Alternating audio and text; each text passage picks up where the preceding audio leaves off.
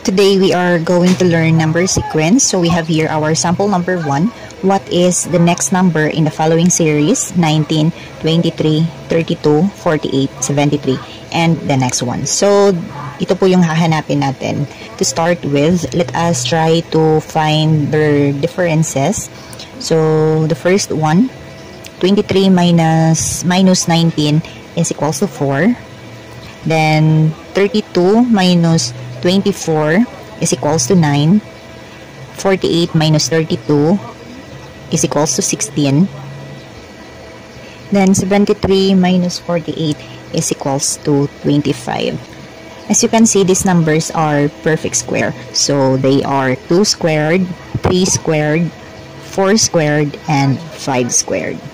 Then we are going to guess that the next number is 36. So this one, the difference is 36. So that would be 6 squared. So again, 6 squared is equals to 6 squared is equals to 36. Then we are going to add the 73 in order for us to find the next number. So that would be 9. 7 plus 3, 109. So the answer is 109. It is letter C. Today we are going to learn number sequence. So we are now in our number 2 sample problem. Find the next number in the series 1, 3, 8, 19, 42. We are going to try to solve this one. Double the number. 1 plus 1, so we are going to double the number 1. That would be 2. Then we are going to add 1. That would be 3. So double the number. 3, 6, since 1 sequence 2. 8, then again double this one. The number would be 16 plus 3, so 1, 2, 3, that would be 19. Double the number 19, that would be 38 plus 4 because 1, 2, 3, 4, so 38 plus 4 equals to 42. So this one, we're going to double this one in order for us to find our next number. 42 times 2 is 84, then plus 5, so that would be 89. So our next number or the missing number is 89. Today we are going to learn number sequence number 3. So this is the sample number 3. Find the next number in the series 1, 3, 8, 19, and 42. So this sample problem ay same lang po sa ating sample problem number 2, but iba po yung ways natin sa pagkuha ng answer natin dito. So let us try to solve this one naman sa other way. Let us try to subtract the number or get their difference. So 3 minus 1 is equals to 2. 8 minus 5, 8 minus 3 is equals to 5. Then 19 minus 8 is equals to 11. And 42 minus 19 is equals to 23. So, ang process natin dito sa pagkuha ng ating next number ay medyo mahaba, but for me, mas madali siya kumpara doon sa problem number 2 if you're going to brainstorm. So, next step is, again, isubtract natin siya. Yung difference nila ay 3. Ito naman ay 6. And this one is 12. So, manonotice nyo na dito sa ating pattern na to ay nagdo-double yung number. So, 3, 6, 12. So, we are going to expect na yung next number dito natin ay 24. So, ang gagawin lang natin ay i-add natin ang 24 at 23. That would be 47. So, ito na yung 47. Then, the next step naman na gagawin natin ay i-add lang natin ito, ang 47 at 42. So, the answer would be 47 plus 42 is equals to 89. So, our answer is 89. Okay, so the 89 is letter C.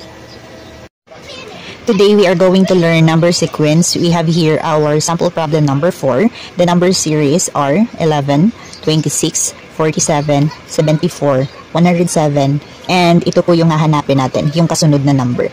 So, sa pag-answer ng ating number sequence ay marami siyang paraan, but this one, let us try to find the difference. So, first, 26 minus 11, that is 15. Next, 47 minus 26 is 21. 74 minus 47 is 27. 107 minus 74 is 33. So, sa ating nabuong number ay titingnan nyo if may nabuo pa tayong pattern or wala. If ever na wala pa rin tayong nabuong pattern sa ginawa natin, ay pwede tayong ulit hanapan ng difference or yung sum nila para makakita tayo ng ating pattern. So, in our case, sa ganitong number natin, ay meron tayong makikitang nabuong pattern, which is kapag kinuha mo yung difference nila, ay meron tayong makikitang difference na 6, then dito 6 din, and here 6 din also. So ang lalabas ay kapag nag-add tayo ng 6, 15 plus 6 is equals to 21, then plus 6 ulit, 21 plus 6 is 27, plus 6 din dito, 27 plus 6 is equals to 33.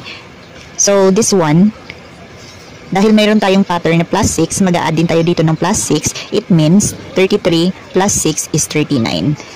Bali, ito na yung next pattern natin para makuha natin dito yung missing number or yung hinahanap natin na kasunod na number. So, dahil 39, ang gagawin lang natin ay i-add lang natin ang 107 plus 39. So, 6141. So, our next number is 146. The answer is letter C, 146. Today, we are going to learn number sequence, and we have here our sample problem number 5. We are going to identify the missing number in our sequence 7, 13, 25, 45, 75, and this one. So, first, in order for us to find our pattern, gagawin lang po natin ay kunin natin yung difference nila.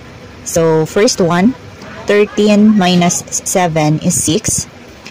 Next, 25 minus 13 is 12. Next, 45 minus 25 is 20. 75 minus 45 is 30. Then, so this one, wala po tayo ditong pattern pa kasi ito yung hahanapin natin in order for us to solve this missing number. Ito na po yung magiging pattern natin. So, kapag sinubtract natin ulit yung 12 minus 6, magiging 6. Then, ito naman, 20 minus 12 is 8.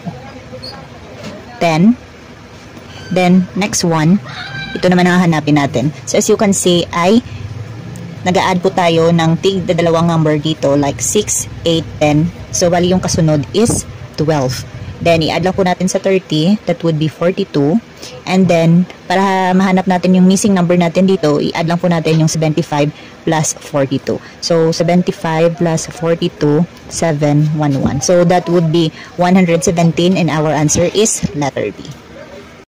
Today, we are going to learn number sequence. We have here our sample problem number 6. We are going to find the next number in our sequence, 40, 92, 117, 221, 622, 778, and this one. This is our missing number. So, first, ang gagawin natin ay i-find lang po natin or hanapin lang po natin yung difference nila. So, the first one, 92 minus 40, that would be 52. Okay, 52. Then, the next one, 117 minus 92, that would be 25. Next, 221 minus 117 is 104. 622 minus 221 is 401. Next is 778 minus 622 is 156. And let us find this number first para mahanap natin yung missing number natin. So, as you can see sa nagawa nating pattern or ang mga differences nila, makikita natin na yung number sa first and second ay binaliktad. So, 52, 25, and this one, sa next number natin, 104 ay naging 401. Next is 156. Then this one, it means, if ang pattern natin ay binaliktad lang yung mga number, ito po ay 651. Then, the next one na gagawin natin ay i-add natin ang 651 sa 728. So, that would be 778 plus 651, 9, 2, 1, 1, 4, 29. So our missing number is 1,429. So 1,429, and that is letter D.